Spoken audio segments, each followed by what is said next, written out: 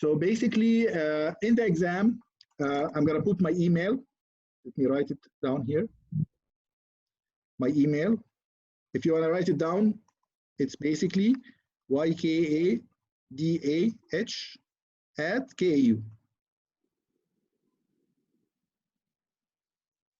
Okay, and basically, if you send me an email, I will basically respond right away. I'm going to respond. I'm going to be basically on my laptop, just trying to observe what everybody's doing. Okay, and basically, one thing I wanted to make sure of, when you upload your solutions, it has to be one single file. Okay, you cannot have multiple files. Okay, one file. And I observed, actually, I went through a few of the solutions. Some people just basically started solving all the questions without even putting the question number. So basically, I found pages of solutions. Okay, I have to guess which solution is which question. Okay, I can of course guess, but I mean it doesn't make sense to do it like this. So basically, you have to basically put this like Q1, this is like Q2, whatever. Okay, just put the question number. Okay, make sure that you have the question number on each one of the questions that you have. You don't have to solve each one in a single page or a separate page. You just basically have all of them in one page, for example, Q1, Q2, so on. Okay, just write the question number, please. I wanted to ask you about the multiple choice questions and the true false. Were there any problems with them? No. Everybody was fine with the multiple choice questions? Any comments about them? Did you see the feedback about the solutions of the multiple choice questions? Yes. Okay. Did you get the feedback after you finished, after you submitted, or during the exam itself? After submitting. After submitting, okay. So basically, this is the way it's gonna likely go, but actually I'm gonna delay it because sometimes, at least from last time, from this practice session, I found out that people finished at very different times. So basically a few people, actually 5 or 6 people, submitted their exam like 5 minutes after the start. Okay, so basically I wanna also emphasize that you're not allowed to submit and resubmit, okay?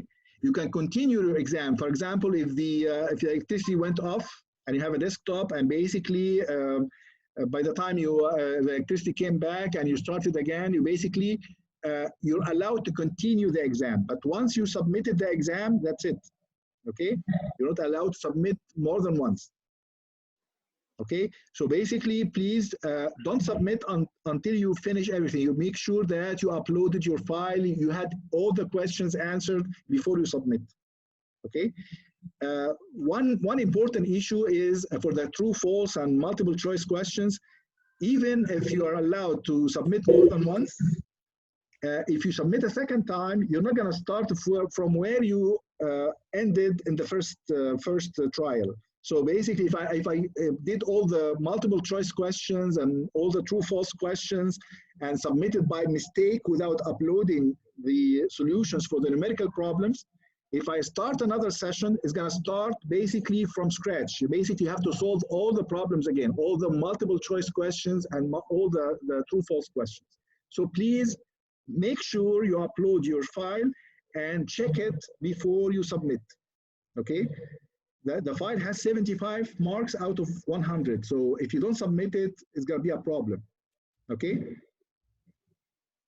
If you have any problem at the end, for some reason you had any problem with the uploading or the submission or something like that, and the system doesn't allow you to upload that file, please contact me. I'll let you know what to do. Okay? Okay. دكتور. Yes. بتكون نفس مستوى يعني الفكرة بتكون نفسها فكرة الأسئلة. Almost, yeah. It's going to be different problems. Okay, sometimes different can mean that it's more difficult, but actually it's just different. Okay, it's very close. Basically, it's the same level of questions as the ones that you saw in the homework and in the practice exam, and also in the practice problems. they have almost basically the same level. I don't think you can get any questions that are more difficult than that, actually. I mean, it's, all the topics are relatively straightforward. So basically, it's very straightforward. Everything is straightforward. Yes. دكتور بيكون نفس عدد الأسئلة ما بيختلف. Yes, exactly. I actually made sure that it's like that. But you might have more true/false questions. Okay. So basically, I might add more, a little bit more of true/false question because I didn't like the idea that the MCQ is 4 points and true/false is just 1. So basically, I might add a few more questions for the true/false questions, so that the MCQ is going to be 3 points, and basic is going to count like 15 points, and true/false will be like 10 and count toward like 10 points. Okay, this should be easier for you. Should make things easier for you, because the multiple choice question, if you miss one question, or if you basically had one incorrect questions, it's just going to take 4 points out of your grade. So one important thing I wanted to point out regarding the exam, basically I intend to have, or I usually have exams that are basically you finish them usually by the time. Basically, it's you feel that you have a lot of questions and you basically finish right before the time ends. Okay, this is intentional because I want to see who can actually who can solve all of them, who can solve less than all of them. Basically, I want to span all the levels or all the students across all the grades, basically. And then I can actually fit all the grades to a curve. So sometimes, at least what happened last term, the people who got maybe 85% got an A+. Okay? So basically, don't worry about getting 1 or 2 questions even wrong. Okay? It's fine. You can get 1 or 2 questions incorrectly and basically still get an A or A+. So just solve as much as you can. Okay? Thank you. So don't worry about the grades themselves. I'm going to take care of the grades after that. Given the situation, given the new platform of exam and everything, I'm going to take care of that. Don't worry about it. Okay? Thank you. Doctor. Yes. The pages we sent to you should be PDF, yes? PDF, yes. PDF, this is the preferable format. Some people actually prefer to write everything in a Word file. Even if you are, some people actually write in a Word file and send me a Word file. That's fine. But if you have it as image, then you will have a problem because you usually have multiple pages. So you will have multiple files to submit. If you want to do that, if you still want to have each one of the pages as an image, then you have to basically compress them into one RAR file, for example, and submit just one file through the system. Okay. But the preferred format is PDF, definitely. Doctor, when I convert the pages to PDF, the pages became, upside down. Don't worry about it. Don't worry about it. I can flip the pages on my screen. Don't worry about it. Okay. So you're not gonna get 0 because I couldn't understand your handwriting, okay? And because I can't read the upside down. Don't worry about it, okay?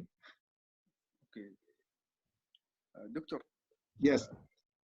أرسلت فيدباك للاختبار. Feedback. أيوة. Okay. أو درجات الاختبار التست هذا. No, it's not gonna be graded. It wasn't intended to be graded. Most of the problems are from the homework. Maybe one or 2 problems only were from outside. And basically the MCQ and true/false, you already have the solutions from the system. Okay, so they were not intended to be graded. The one that will be graded will be the actual exam. Okay. Thank you. Okay. So please, again, make sure that you write your name in the chat, just to make sure that your attendance is recorded. And you can write your feedback at any time from now until the end of the lecture in the chat also. If you have any comments for the previous practice exam, or if you have any suggestions for the midterm.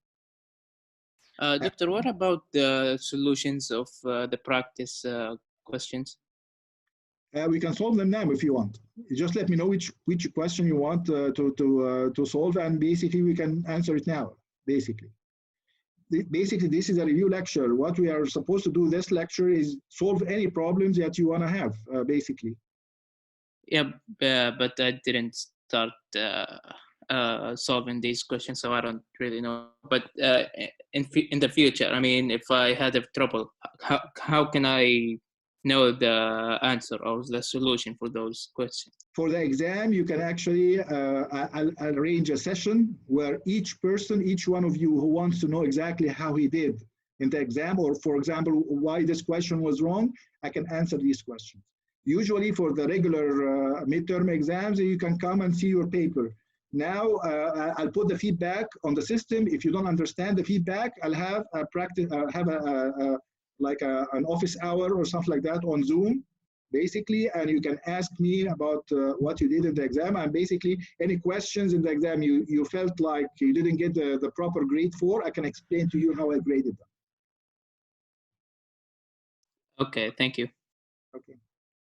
So what you want to do now? You want to solve the practice problems. If you can actually solve the practice problems. We can solve any questions, any other questions that you have. If you want to have a certain part of the lectures revised or reviewed, we can do that. So basically, whatever you want to start with, let me know. I have a question, Doctor, but after Mohammed, go. There is a question homework about the watt meter. Watt meter? Which yes. Homework number 5? Homework number 4. What? Number 4? Okay. 4, I think.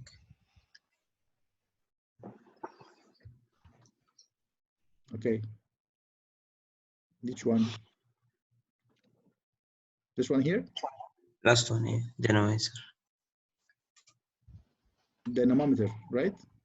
Yes. But this doesn't have a watt meter. This is what? This doesn't have a watt meter.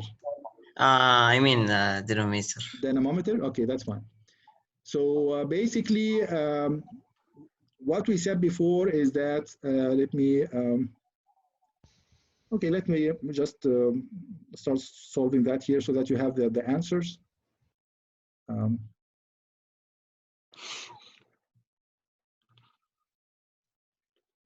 Okay.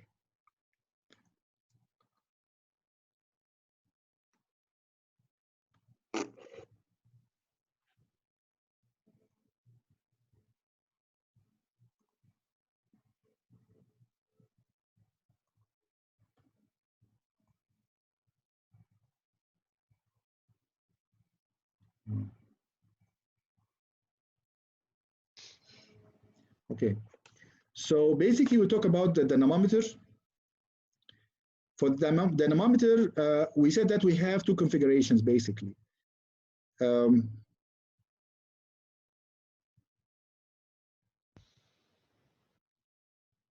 Okay, so basically we said that we have a fixed coil, okay, and we have a moving coil, okay. This is fixed and this is moving, okay. Depending on how you're going to connect those two, whatever you're trying to measure is going to determine what you're going to measure, okay. So basically we said that the current that flows here is exactly the current that flows there. So it's exactly the same current, at least for the voltmeter and the ammeter, okay. So it's exactly the same current. So basically what you are going to do, if you want to, for example, have this as a voltmeter, okay?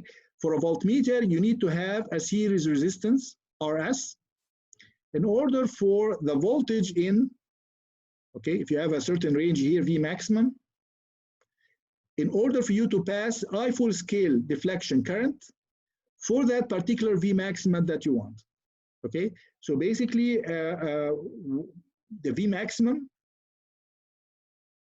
will be equal to I full scale deflection times RF, that R moving coil, plus RS.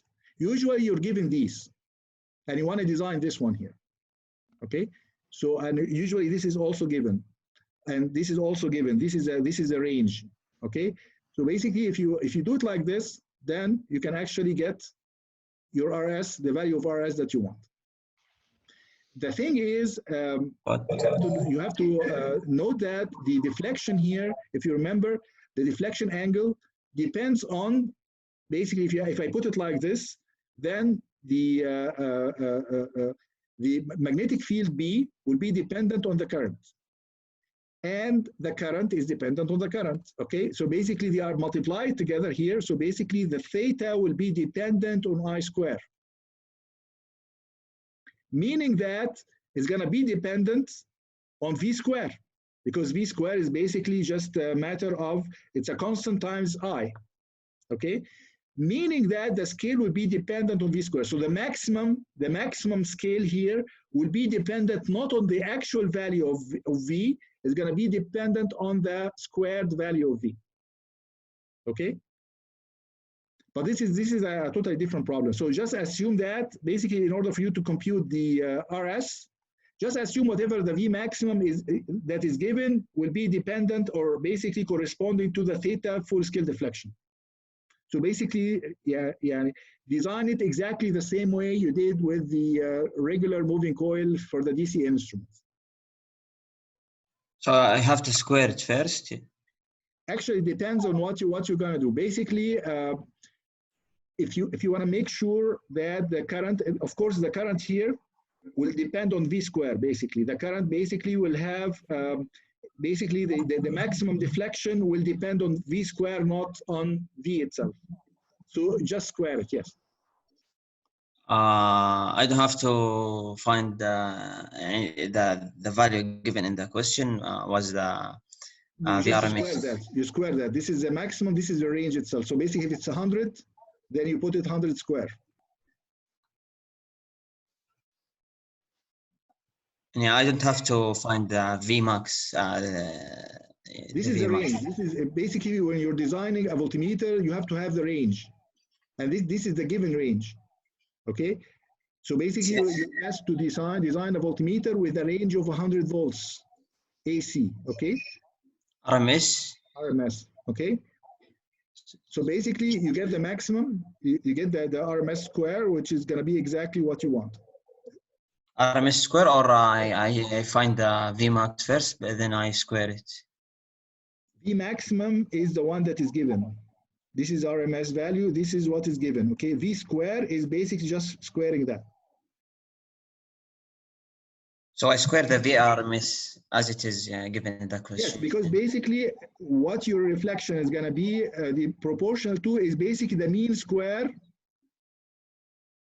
of the current. The mean square. Okay, what you're given is the root mean square. So basically square that in order for you to get the mean square. Okay. And this is the same for the current. It's a little bit, basically all you have to do is just, you can actually either put a resistance in parallel with the moving coil itself, just by itself. And in this case, it's going to be exactly the same as what you did before. Okay, like it's going to be just a division of the currents between these two resistors. You have R shunt here, or you can, what you can do is basically you can put it across all of them, across both the fixed coil and the moving coil, and basically you just have to take the resistance of the fixed coil into consideration. So basically, just consider in this case, what you're gonna design with is the square, mean square of the AC current, AC or AC voltage or current,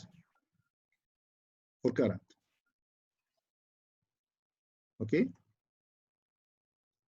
Okay. But the design procedure itself is exactly, once you're talking what you have your mean square, the design procedure is exactly the same as the DC procedure. Okay. Come on.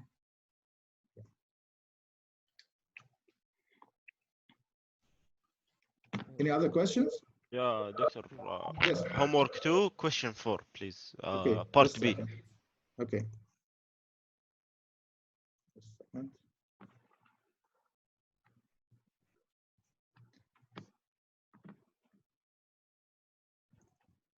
Homework 2. Yeah. Question 4, part B. Okay. Yeah, I understand the A and C, but B, if you can explain it, Sure, please. no problem. This is very important. Just a second.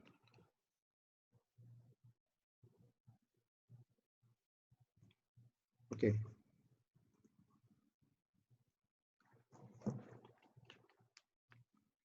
So right here you have a problem.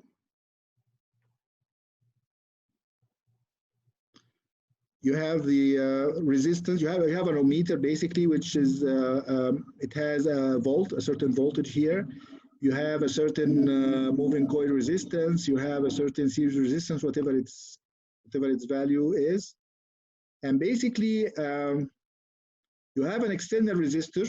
Okay, for example, 1K, and you want to know exactly how much the moving coil, the deflection, how much the deflection will be for that particular resistance. Okay. Let's start with assumption that if we have here, if this was zero resistance, just a short circuit, okay? So basically what you're gonna have here is the current in this circuit will be equal to, just assume that the whole resistance here is like R, okay, Rm. Just assume that it's that for the whole instrument, basically, okay? So basically the current, when you have a zero resistance, will be equal to V over Rm. And in this case, this will be equal to I full scale deflection, because this is the maximum current. Yeah. You cannot pass a current that is higher than that, okay? And this will correspond to 120 degrees deflection, because this is a maximum deflection, okay? And basically, this is a moving coil instrument. It depends on the current. It doesn't know that it's working as an ohmmeter. Basically, it's working as still, the moving coil itself is working as an ammeter. So it has a deflection that is proportional to the current that is passing through the moving coil.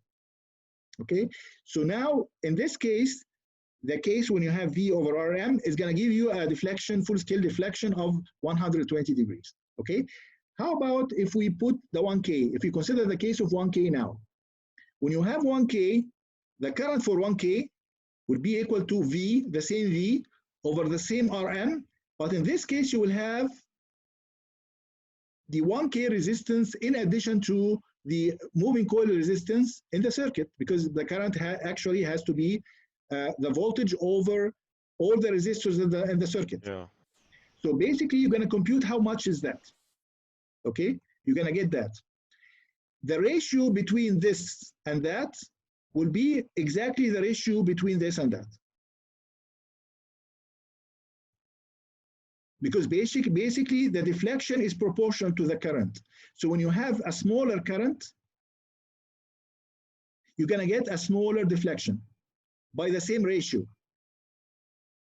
So all you have to do is just write down the equation like this. I 1K over I 0, which is I full scale deflection, or let's write it as full scale deflection just to follow the same convention, will be equal to basically the theta that you want over 120 degrees, which is a full scale deflection. You have that, you have that, you have that, you can get that. Okay. Okay? Okay, Doctor. I understand. Yes, go ahead. What if we assume that when we use zero resistance? Basically, it's you need to get the full scale deflection current. Yeah, so that you can relate to that. Yeah, if I assume it is ohmmeter, so I will say the theta equal 0. No, for basically you need to get the current, the maximum current, because basically the maximum current will correspond to the smallest resistance, which is 0. It's the opposite. Okay, when you have a 0 resistance, you have a full scale deflection, and when you have an infinity resistance, you have 0 deflection. So basically, it's the opposite. Doctor. Yes. Question 5. Your voice is really very difficult to hear. So please raise your voice. Okay. Question 5 and practice problem. Okay. Question 5. Which part? International system. Practice problems. Which one here or what? Yes. This one. This one here? Yes. Okay. Doctor? Yes. Someone in the chat asked to show the full solution for homework 4. Homework 4? Yes. This one here? What I can do, if you don't mind, I can send you the answers from one of your colleagues. Would that be okay? Okay. Yes. Because actually my solutions are in my office, and basically I don't have access to my office right now. Okay, and probably I don't want you to wait for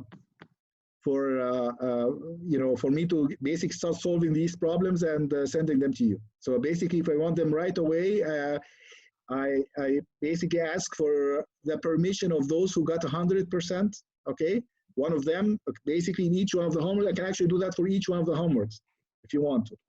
Okay, Yeah. Would that be okay? Does anybody have any objection? No, it's good. No. No, it's a good idea. You're gonna be helping your fellow colleagues. So basically, that should be a good thing. Okay. Yes. Okay. Okay. How about the practice? Let's go back to the practice problems. You talk about this problem here, number 5. Yes. Okay.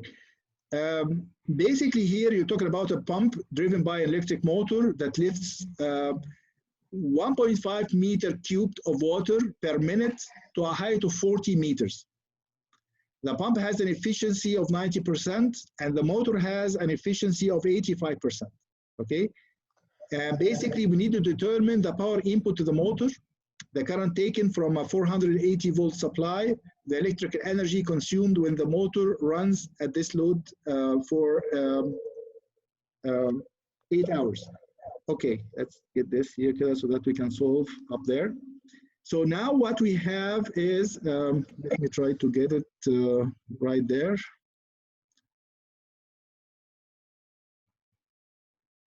Okay, let me try to copy it. But I'm not sure if it's going to be pasted there.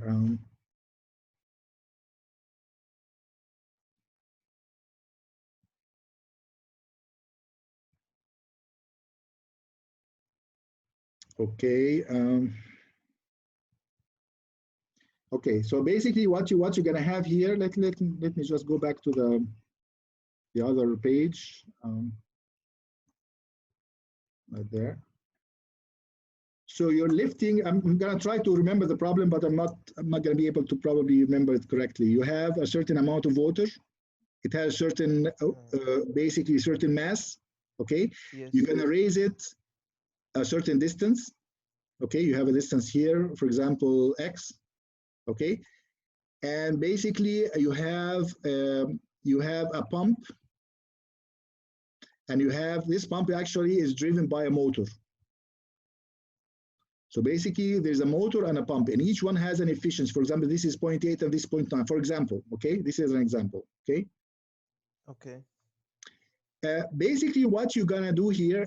First of all, you have to remember for each one of these problems, you have a mechanical task, basically. This is a mechanical task. You're trying to have a certain weight lifted for a particular distance. And if you remember, basically when we do that, there is a particular energy involved, which is what? The energy is what? 9.81 multiplied by the mass. Basically, yes, basically it's gonna be like the weight times the distance, right? It's F dot X, okay? It's gonna be basically mgh or mgx here. Let's just call this h, okay? The distance is h, okay? So you have here, you have the difference in potential energy that was essentially done by the mechanical system. So this is the actual work that was done. So for example, if I did that, then I know exactly how much energy, mechanical energy, I needed. Okay, this is the actual mechanical work that was done. This mechanical work was done through two devices, a motor and a pump. Okay, they are basically, each one of them has a certain efficiency. So basically, in order for you to compute the electrical energy that drives both of them, you have to take into account the efficiency of both of them. So basically, I have to have E mechanical over 0.9 to get the power or the energy needed basically for the motor. And if you divide it again by 0.8, then this is the energy needed for the pump and the motor. And if you do that, you will get the electrical energy that you will need. The electrical energy will be multiplied by 0.9 because of the efficiency of the pump, and it's going to be multiplied by 0.8 again for the efficiency of the motor to generate the mechanical energy that you're going to use to lift the water up for that particular distance. Okay, so basically, if you have multiple efficiencies, then you consider the mechanical work, the actual mechanical work, and you divide it by the efficiency, first efficiency and the second efficiency if you have multiple components, just to get the needed energy input. Okay. Okay. Doctor, what about the mass? Is the 1.5? The mass actually is given. It is basically given like a meter squared of water, like 1.5, something like that. Basically, you know that the mass of water, basically, if you have meter cubed, it's going to be what? The density of water. You remember the density of water? 1 point something. The what? No. Basically, 1 liter was equal to 1 kilogram, right? Meter squared is what? 1,000 liters. So basically, it's going to be like a ton. Okay. So basically, you can compute that. For a problem like this in the exam, I have to give you the density just to be sure. Okay, I'm not going to let you think about or assume that you have this particular information. So I'm going to give you the density if a problem like this comes in the exam. Okay, so basically, it's very important for this kind of problems. Basically, you have to, first of all, think about the mechanical energy. Mechanical output, okay? And you have to know that there is an electrical output or electrical input, okay? Okay, and basically, usually in the middle between these two, you have efficiency. Okay, you have an efficiency present there. So, for example, if I have a motor, and the motor, you have, for example, the power is equal to m omega, as we see before, as we saw before, okay? This is basically the mechanical power, because this is the torque, and this is the RPM or the speed, the angular speed. So basically, this represents the mechanical power. The electrical power, if I told you that this motor is rated, for example, 100 kilowatts, for example, okay? Then I'm talking about the electrical energy that you're going to have to input to that particular motor. Okay, if I give you the efficiency of the motor, then I'm going to multiply that efficiency by the energy, the electrical energy input, in order for us to get the actual mechanical output. So basically, the motor itself, if I have a particular motor, for example, I have E electrical energy, and I have an output of E mechanical. Okay. You have an efficiency here between these two. This is not equal to this. They are not equal. This is not equal to that. The mechanical output is basically the efficiency times the electrical energy input. Okay, so what you need to look at in the problem is basically which one is which, and make sure to apply the density or apply the efficiency in the proper way in order for you to get the right answer. Doctor. Yes. When it asks us for like power consumption or like costs, we calculate it from the power consumption is related to the energy. Once you have the energy, usually you have to multiply that by the cost of energy. And usually it's given like, for example, pennies or pence per kilowatt hour. Remember that? Okay, so This is like related to joule. You have to actually get the ratio between this and joule. If you remember, kilowatt hour, basically you convert the hour to what? To second. Seconds. You convert hour to second, and basically what second is joule. Okay, so basically what you need to do is get your energy in joule and then convert it to kilowatt hours, okay, or the other way around, in order for you to be able to compute the cost.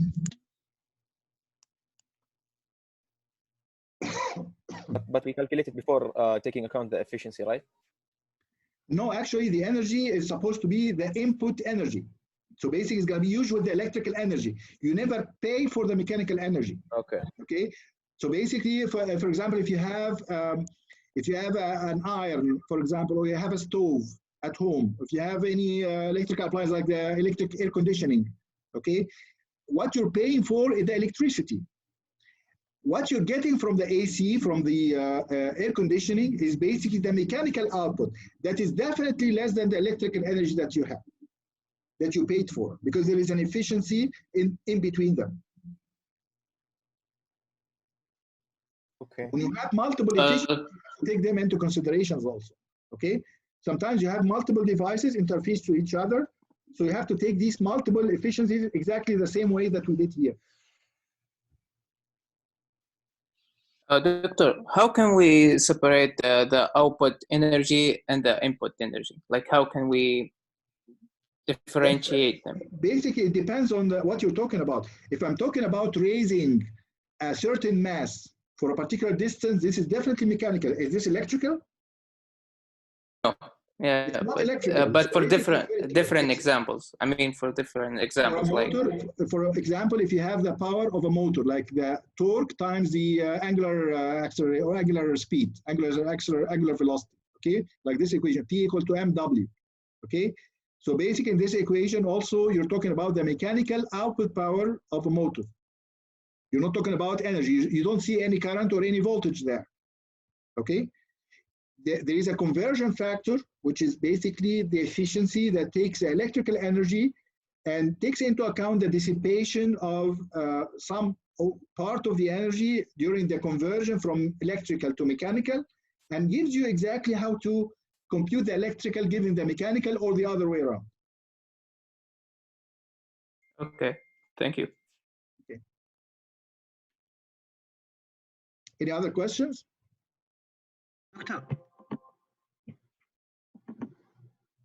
Doctor? Yes, go ahead. It's like the question 6 in practice problem. The same exact page? Yeah. The same exact, the first page? Yeah. Okay. Actually, when I give you the page of the problem, you can actually see the solution there also, by the way. Okay? Okay. So basically, you can do that.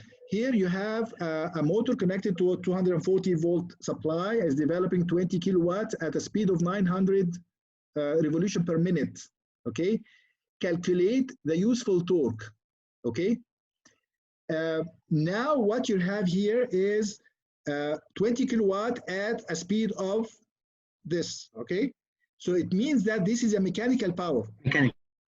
Okay, so this is a mechanical power, and you have an efficiency of 0.88. You're gonna use that to get the electrical energy, because it's going to be higher than this. You're not going to multiply this by 0.88. No, it's going to be the other way around. You're going to divide this by 0.88, because the input energy should be more than 20 in order for you after the losses to get the 20. Okay. Then once you do that, basically once you talk about 20 kilowatts at a speed of 900 RPM, here this is the angular speed. You have the power here. Power is equal to the torque times the speed. So basically here you can basically get the torque right away from the first equation, from the first two values here. So 20 is equal to the torque times, you convert this to either radian per second or use the formula that we had, or we put the RPM right away or directly into the equation. Okay. Once you do that, you compute from this the efficiency. From the efficiency, you compute the energy, or you compute the useful power. You convert this to the electrical power by dividing by 0.88. Once you know the electrical energy is equal to what? V multiplied by I. The electric energy is equal to V times I, the voltage times the current. You already have the voltage there. This is the voltage right there. I divide by the voltage. Yes, you basically divide the energy that you got, the power that is 20 over 0.88, 20 kilowatts over 0.88. This will be equal to 240 times the current. Okay, so you get the current from this. Okay, the last part about the cost here, you already know the power. The power is 20 over 0.88, and that's what we said. Okay, basically, what you're gonna have to do is, basically, in order for you to get the energy, you have to multiply the power by the time. Okay, basically, you're talking about this device working for 6 hours. Okay, so you're gonna multiply the power by the time to get an energy and convert all of them to kilowatt hours in order for you to multiply by this particular cost for what you pay for each kilowatt hour. By the way, here it's by chance that all of these formulas or these units actually can match these. So basically, if you divide 20 by 0.88, it's going to give you the power in kilowatts. If you multiply by 6 hours, it's going to give you the energy in kilowatt hours directly. Okay? So basically, if you do that, then you can just multiply by 8 and that's it. So the cost of electrical energy will be 20 over 0.88 times 6 times 8. That's it. Because actually the units will match. But you have to be really careful when you do that. Just make sure that it's like that. It's not one of them is different or something like that. Just make sure that they are matched. Here you have the energy in kilowatts. It's multiplied by the time in hours. So it's going to give you the energy in kilowatt hours. So basically, when you multiply by this, it's going to give you basically kilowatt hour will basically cancel out with the kilowatt hour, and you will end up with the cost in pences. Okay? Okay, thank you. Doctor. Yes. The 20 kilowatt it is electrical. This is the mechanical power. Mechanical, yes. Okay. Why did we calculate the cost with mechanical power? No, actually, I divided by 0.88. This is what I said. Okay. So basically, you divide by 0.88 to get the efficiency, and basically to take the efficiency into consideration to convert the mechanical energy into the electrical energy, which is going to be higher than 20.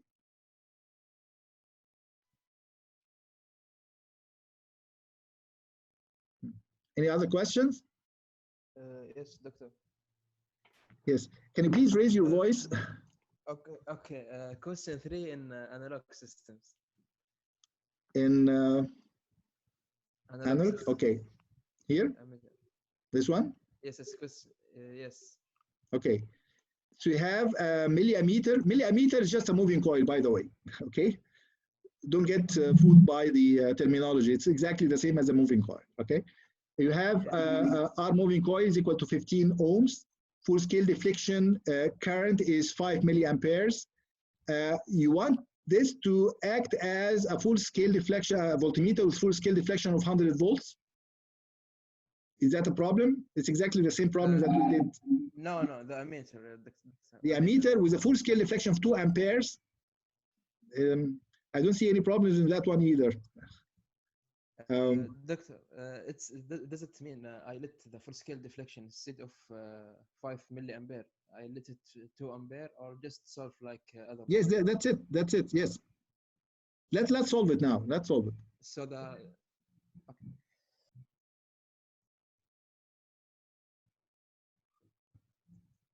basically we have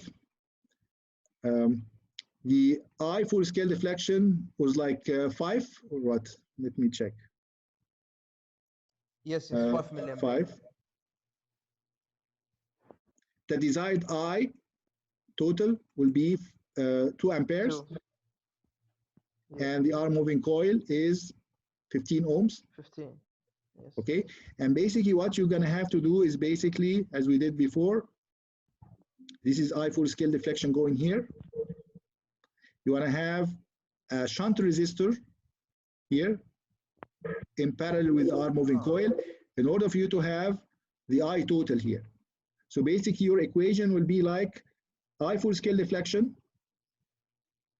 times R moving coil, because they are in parallel, will be equal to the difference current between these two is going to be I total minus I full scale deflection times R shunt. And basically you have that. You have R moving coil already there. I total is given and I full scale deflection is given, the same as the one before. The only one missing that is the R shunt. Just get the R shunt. Was there any particular aspect of this problem that was different from the problems in the homework, for example? No, but I think he wanted me to change the full scale deflection itself, not just. Okay, the full scale deflection is just the current passing through the arm moving coil, but it's not the total current passing through the instrument. If you put a parallel resistance, a shunt resistance, then you can have a higher current going through the instrument. Yes, I understand it in another way. Doctor, thank you. Yes. I have a question in the slides in the AC. AC? Yeah, and the active full wave rectifier. Okay, let me get that. But the active, we're not going to talk about. I don't think I'm going to ask you about the thing that we talked about the diode and things of that sort. But yeah, just for understanding. That's fine.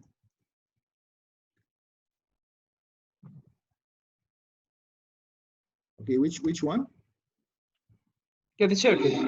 Let me try to get this here. The circuit, this one here? Yes. Yes. Which part of the circuit that is not very clear? Yeah, here when we said the node before R divided by 2. Yes, this point right there, right? Okay. Yes. When current comes, that both diodes will be on, right? Are you assuming that you have a positive voltage here or a negative? Here. Positive. Positive. Okay, you have positive voltage here. Then this is ground. Okay, this is virtual ground. Yeah. So basically, you're going to have a current passing through here. The current will not pass here. You cannot have current here. So basically, the current will pass through here. It can actually pass through this one here. So basically, this has to be on. This has to be off because basically, if it's it cannot be on basically because otherwise there is no current passing through here. So basically, this will be off and this will be on. The voltage here will be equal to this current multiplied by this resistance relative to this ground. So basically, I here is equal to Vin over R multiplied by R, and basically this will be negative because the current is flowing from 0 to this point. So this is going to be negative. So basically, if you see here, basically it'll be minus Vn. Again, why it's negative? Because the current is flowing from ground. This is ground. This is 0. And the current is flowing from 0 to this point. So as long as the current is flowing this way, then this has a potential that is less than this one here. Yes, sir. Okay? Yeah. Doctor. Anything else in that problem? Anything else on here? No, it's okay. Okay. Go ahead, please. If you have any other questions. Any other questions? I have a theoretical question about the dynamometer. Dynamometer? Yes, about the display on it. The display? Yes, it's basically like the scale. How the should scale. it be set up? Okay, that's an important question. Let me get...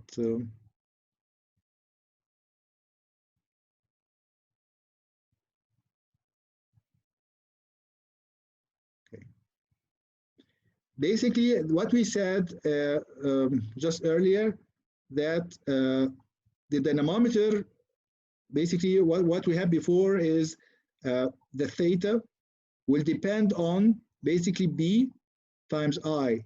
And this B actually is a function of I. This is actually is an alpha or a constant times I, basically, which means that the theta, the deflection, will be proportional to I squared. Okay, so if I have a moving coil instrument like this, okay, and this is, for example, 0, and this is a full scale, this scale actually will move quadratically, meaning that, for example, if I have a current of 1, if I a current of 1 here, for example, this is 1. If I have a current of 2, then this will be proportional to 4, so it's going to be here. Okay, so basically it's going to be 2 will be here, not here. So basically the scale will not be linear. The scale will be basically quadratic. So the deflection for 1 will be somewhere here. The deflection of 2 will be 4 times the deflection of 1, because it's proportional to the square, not the linear value of the current. Is there a way to go around that or no? No, actually, it doesn't matter, because you already saw that in the ohmmeter. Nobody complains about that. But this is the only way to go here. This is basically what you can do, basically. This is the way this instrument works. Okay. So basically the scale or the deflection, which is both they are proportional to each other, will be proportional to I squared, meaning that the scale, the markings here will be proportional to the square of the value. So if you have, you probably have, if you have 1 here, this for 2 is going to be 4 times the deflection of 1. If there is another value of 3, 3 will be like 9 times the deflection of 1, because it's proportional to I squared. Doctor, if we say, for example, we have 10 amps RMS value, how would okay. it? 10 amps, yes. This basically what you're talking about here. After you do that, basically the deflection itself will be proportional to I squared. But what you're going to do here is just write down here the scale itself, write the actual RMS value. Okay, so if this, for example, is the mean square, then you put the RMS as 1.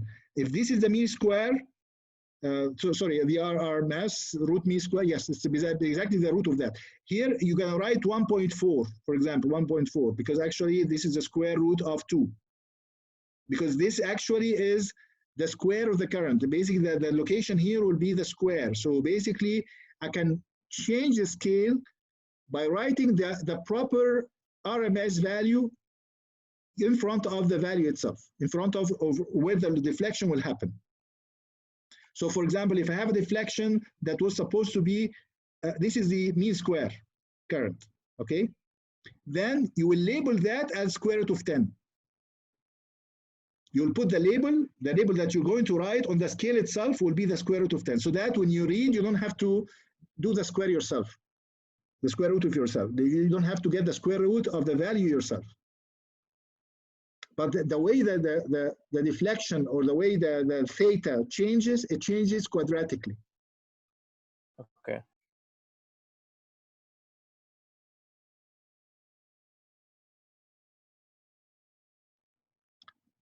Any other questions? دكتور. Yes, go ahead. بس معلش في السكشن حق الاسلوسكوب في يعني كونسبت بس مو موجود في السلايدات، وين ممكن يعني نلقاه او تقدر تشرح لنا اياه؟ في ايه معلش في ايه؟ كونسبت يعني مثلا معلومات عن الاسلوسكوب بس ما هي موجوده اصلا في السلايدات. Can you give me an example of واحده من الحاجات دي يعني زي ايه مثلا؟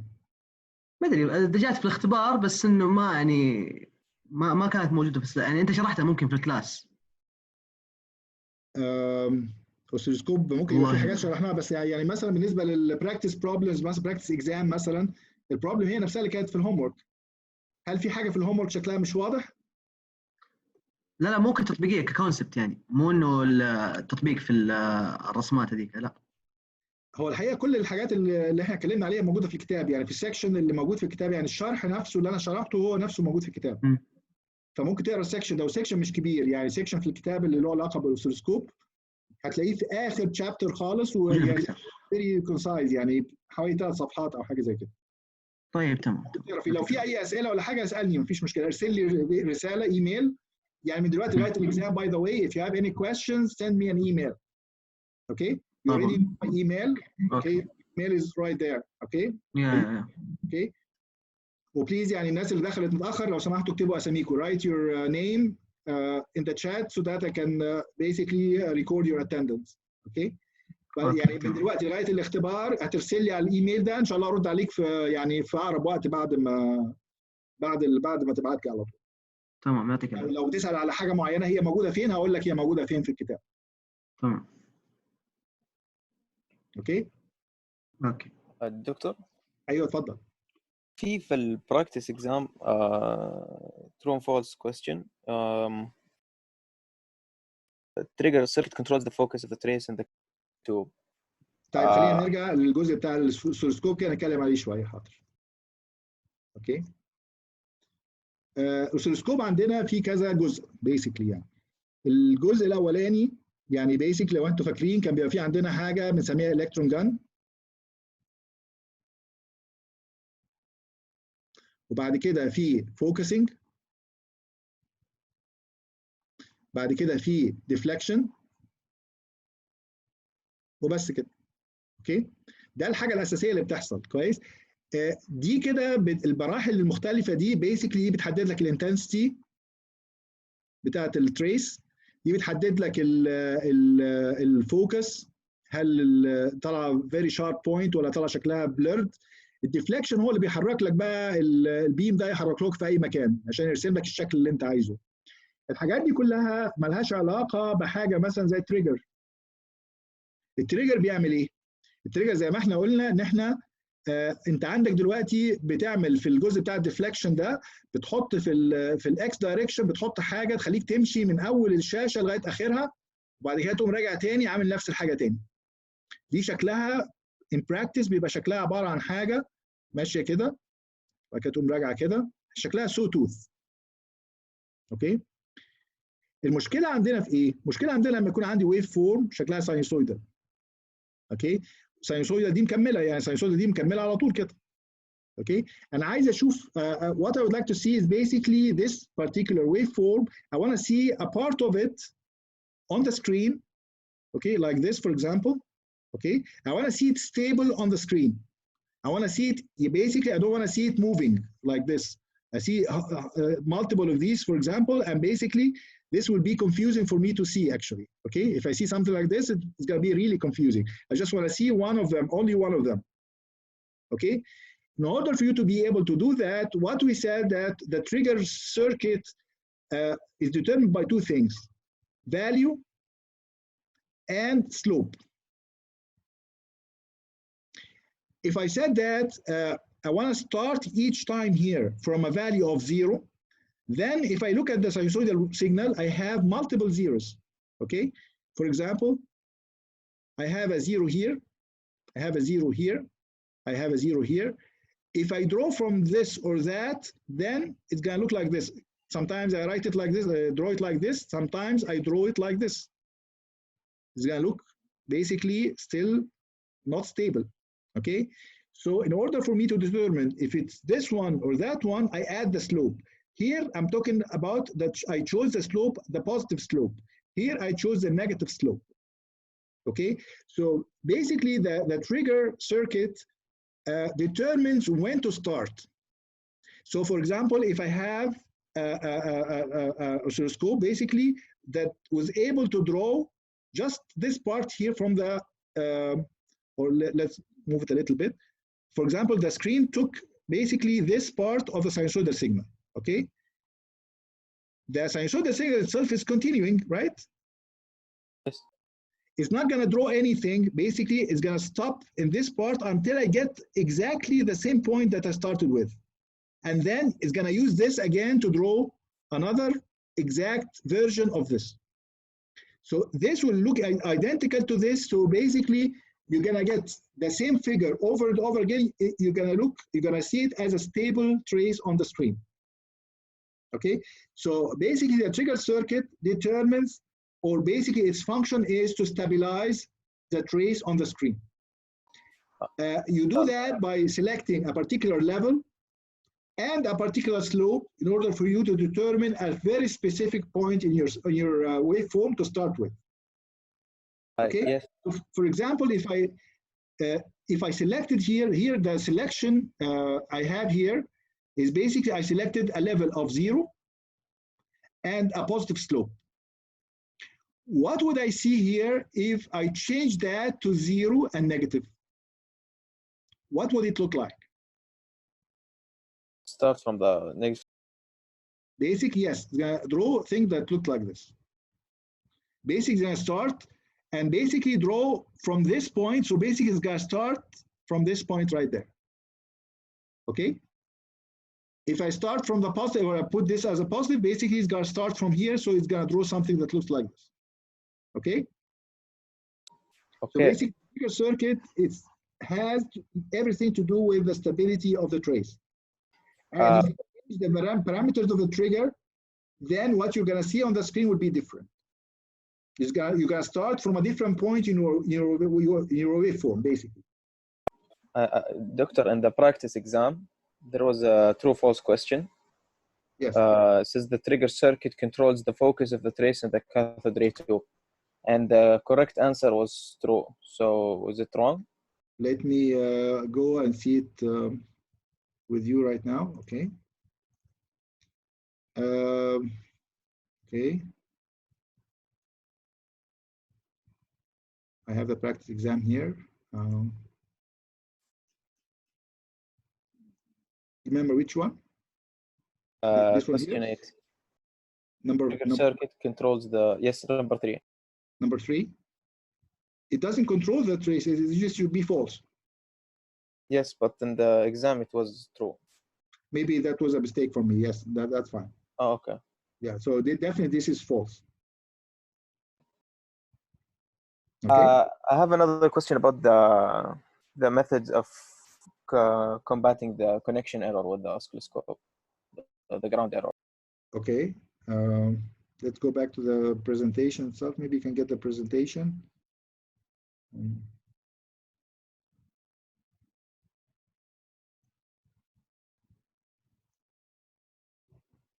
These methods? So basically method 1, 2, and 4 are basically the same, right? No, actually, one of them you're isolating the source. One of them is, the other one is isolating the oscilloscope. Okay, so either you put an isolation transformer to the power input of the source circuit. The number 4 is isolate the oscilloscope itself. So you have an isolation circuit for the oscilloscope input, power input. But they work the same way. The point in both of them is basically making the ground in the oscilloscope different from the ground of the circuit.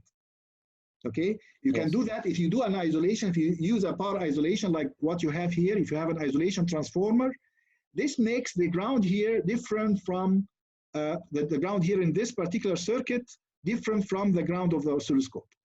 Okay, so if you do that, then the ground of the oscilloscope can be anywhere and it's not going to affect your circuit here.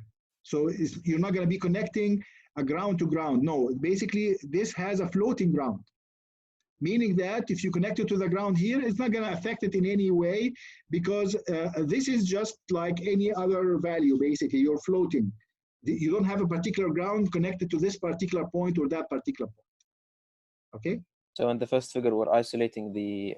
Basically, for the first one is what you're seeing here. Okay? For the fourth one, you're going to have this, actually, you have the power isolation part connected to the scope. So the scope is not going to be connected to the ground in this case. So the ground of the oscilloscope will be floating if you connect it to an power isolation circuit. Then the load one would be just isolation of the load itself. Yeah, first one is yes. First one is the isolation of the load or the circuit that you are trying to measure your voltage from. And the fourth one is basically trying to isolate the oscilloscope so that the ground of the oscilloscope is different from the ground of the circuit. Okay. The easiest one, of course, what we said, the dual trace is the most realistic. It's very difficult to basically have an isolation stage because it's usually very expensive, and not so many people have it actually. So in most practical cases, if you're working in the lab, for example, the only practical solution would be to use a dual trace measurement.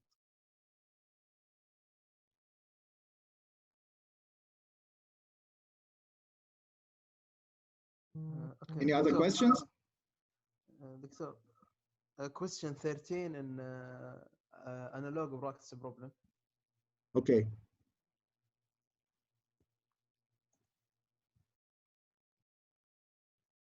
Okay, this one here? Yes. This one? 13. Yes. Okay. So a voltage of 80 volts is applied to a circuit comprising two resistors of 105 and 55. The voltage across the 55 resistor to be measured by a voltmeter, internal resistance 100, basically. It's just a loading problem, basically. Given that the meter is set to a scale of 0 to 50, determine the voltage indicated. Okay. This is basically an essential or a basic problem of loading. Let me try to solve it right there. Because actually just to get the values.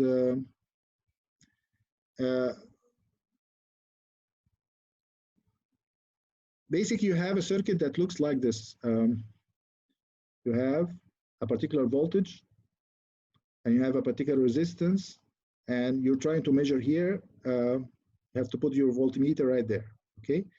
This one here is 105, and this is 55, and this is 80, and you have the voltmeter resistance. You can compute it as 100 ohms times 50, okay? So basically, it has RV will be equal to 50 times 100, okay? The measured value here will be proportional to the voltage across these 2 points, across here, basically. And this will be equal to, you have 55 ohms parallel with RV, okay? Times or over 55 parallel with RV plus 105, just a potential divider with the actual resistance. This will be the measured value here. This will be the measured value here. Just compute RV and compute the combination of the parallel combination of these two resistors, and just compute the potential division between this total resistance and the other resistance with the source. This will be the measured value, okay? Okay. And basically, if you want to get the true value will be just the 55 over 105 plus 55. This will be the true value. And if you want to get the loading error itself is going to be the measured minus true over true percent times 100%. Yes. Thank you, Doctor. Okay. Any more questions?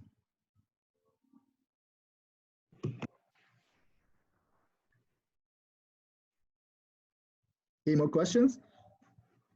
Thank you, Doctor. Doctor? Yes, go ahead. What's the difference between the systematic growth and random? This is very important also. Let's get to that particular lecture. Okay, let me just close that. By the way, we are running out of time, so I know that some of you have lectures. So basically, I'm going to stay online. For those of you who want to continue, it's fine. For those of you who want to leave, it's fine. Okay, so if you have another lecture, you feel free to leave, please. Okay, but I'm gonna continue with the questions. Okay, until we finish. Okay, but you don't have to stay. If you feel that you have to stay because of the attendance, it's fine. As long as you wrote your name, you attended the lecture. Okay. Doctor, yes, go ahead. is it recorded? I asked you to put your name in the chat. Okay, write your name in the chat, just as if you're sending a message, just write your name, okay? That's you meant the session, is it recorded? Yes, it is recorded, yes. Okay. Okay, so feel free if you want to go to your other lecture, and basically you can review the recorded lecture later. Okay, I'm going to continue with the lecture until you finish your questions. Okay. So now we're going to talk about the types of error. Okay. First of all, the gross error is a human error. Okay, meaning that if I look at the scale and basically read the wrong value of the scale, even though the scale itself or the measurement instrument itself is reading correctly, I made a mistake in reading the value. This is a gross error. Okay, it's meant to be gross because usually it's much larger than the other types. For example, if I'm measuring a voltmeter, if I'm using a voltmeter, okay, and the scale was kilovolts, okay, or if basically if I missed a digit, a zero at the end, okay, so then I'll be measuring, for example, 10 instead of 100. Okay, this is a human error. This is called a gross error. The other types of errors is basically the systematic error is meant to be about the methodology itself. Like what we did just a few minutes ago, we talked about connecting a voltmeter to a circuit to get the voltage across the 55 ohm resistance.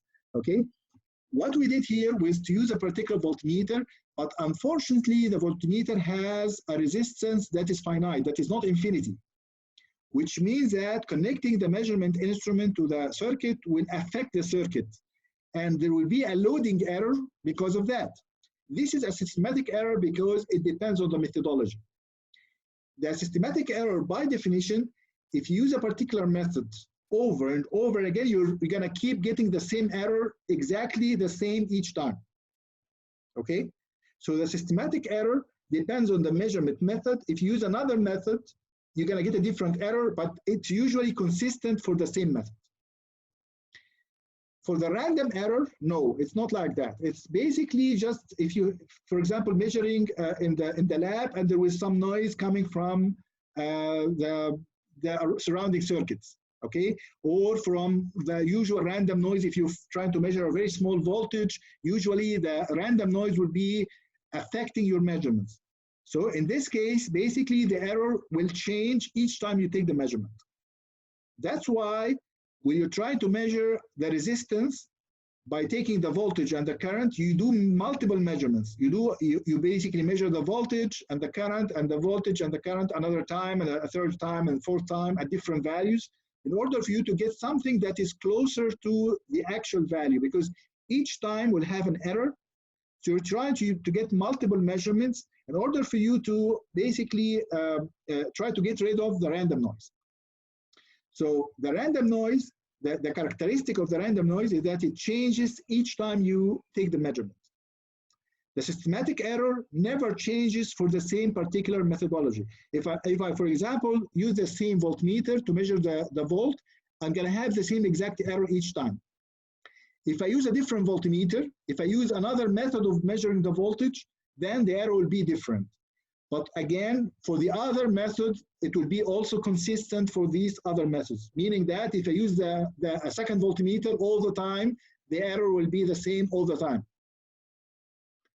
For the human error, actually, it depends. They basically can be consistent, it can be variable, it can basically, it's just like anything that human does, okay? Human do things that might be unpredictable. Sometimes a person has a problem in getting the measurement. He doesn't know exactly how to get the measurement. So basically, whenever he reads in a particular way that is consistent each time, but it's incorrect. Then in this case, the error will be the same. But usually, if the person knows exactly how to measure, but for some reason he was tired, he looked at the scale, for example, like here, the parallax error, for example, he looked from the wrong angle, he might get an incorrect measurement. In this case, the measurement error will be basically will change from time to time. So basically, if the same person takes the same measurement multiple times, he might get an error in one, and basically other ones will be correct. So basically, for the human errors, they can also vary with repeating the instrument, repeating the measurement. Is that clear? Yes. Okay. Any other questions? Doctor? Yes. The last lab, should we submit it by email or how? The Or we last don't what? know? The last what? Last lab report. Okay, the last one, you did you submit it online or what? You submit it on the on Blackboard? No, there's nowhere to submit it on Blackboard. Then you're gonna send it to the lab engineer by email. Okay. By the way, regarding the remaining 2 experiments, what's gonna happen is that you're gonna do them as simulations. Okay, and you're gonna have the lab exam as an exam on Blackboard after you finish the lab. So basically, next Thursday, you're going to be assigned I think the last experiment is like experiment number maybe 6, okay? And basically, the engineer will let you know exactly how to simulate the circuit, and that's it. You don't have to do it yourself in the lab. You're not going to be able to do it in the lab. So basically, you're going to accept the simulation as the experiment itself, okay? The lab engineer will contact you regarding that. But if you want to submit any report, you just submit it directly to the engineer, lab engineer. Can you put his email? I think he's going to contact you, but if he doesn't contact you, I'll ask him. Basically, what I'm going to do also is I'm going to basically after the exam, just to focus on the exam for now, on Saturday night, I'm going to add a part in Blackboard where you can submit all your reports. You can submit all the lab reports on Blackboard, okay? So this will be much more professional so that it doesn't get lost in the mail or anything like that. And actually, your submission date will be recorded. So I'm going to put that on Blackboard so that you submit all your lab reports there.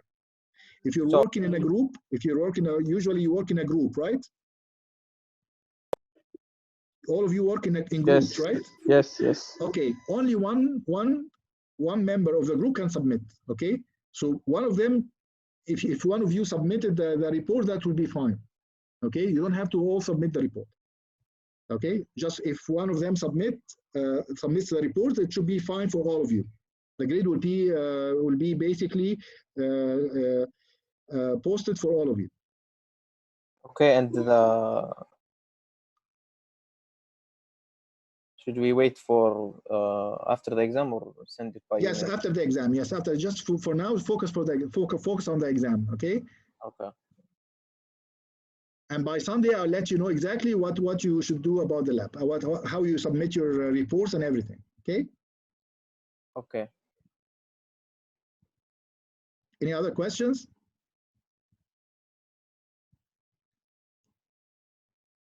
Okay, if there are no other questions, please feel free to send me emails with any further questions that you might have. I'm going to post this lecture or this review lecture on Blackboard in about a few minutes after we finish, inshallah. And good luck, inshallah, in the exam.